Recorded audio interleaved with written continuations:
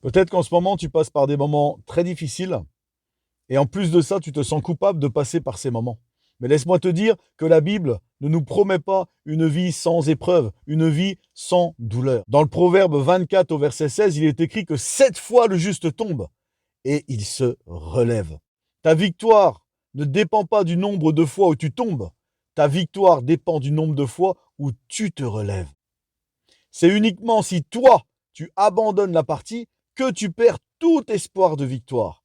Mais Jésus a dit, celui qui persévérera jusqu'à la fin sera sauvé. Tu sais, il y a plusieurs façons de tomber. Il y a des gens qui peuvent te faire mal, te faire tomber. Peut-être que c'est la déception, déçu des gens de l'Église, peut-être déçu d'un pasteur, d'un homme de Dieu. Peut-être que ces personnes t'ont blessé. Il y a aussi les circonstances difficiles, les choses de la vie qui peuvent te faire tomber et te plaquer au sol. Mais maintenant, tu peux choisir de te relever, de saisir la main tendue de Dieu vers toi. J'ai entendu l'autre jour un homme qui disait, se sentir mal, c'est une décision. Ne rien faire pour aller mieux, c'est une décision. Te relever est une décision. Si c'est des gens ou des circonstances difficiles qui t'ont fait tomber, eh bien, tu vas te relever plus fort et tu vas marcher de progrès en progrès. Alors prends courage et relève-toi. Il y a aussi nos erreurs qui peuvent nous faire tomber. Mais si tu te repens sincèrement et que tu te relèves avec le désir de mieux faire, alors tu seras affermi dans tes voies. Donc oui, la chute n'est pas impossible pour l'enfant de Dieu, mais crois-moi, elle n'est pas fatale. Car 7 fois, le juste se relève. Pourquoi? Parce qu'il a une ferme espérance en son Dieu.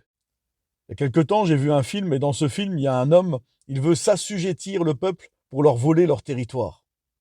Mais là, on apprend à cet homme-là qu'il y a maintenant un pasteur au milieu du peuple. Et là, il prend peur.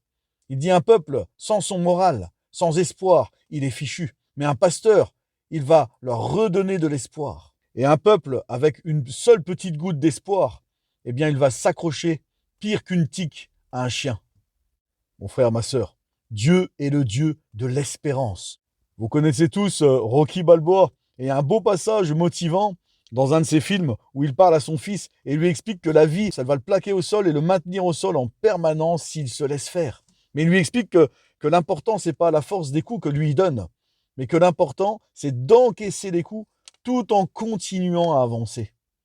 Alors nous, chrétiens, avec Dieu à nos côtés, à combien plus forte raison nous sommes capables d'encaisser les coups et d'avancer. Regardez, Dieu a dit à Josué, fortifie-toi et prends courage.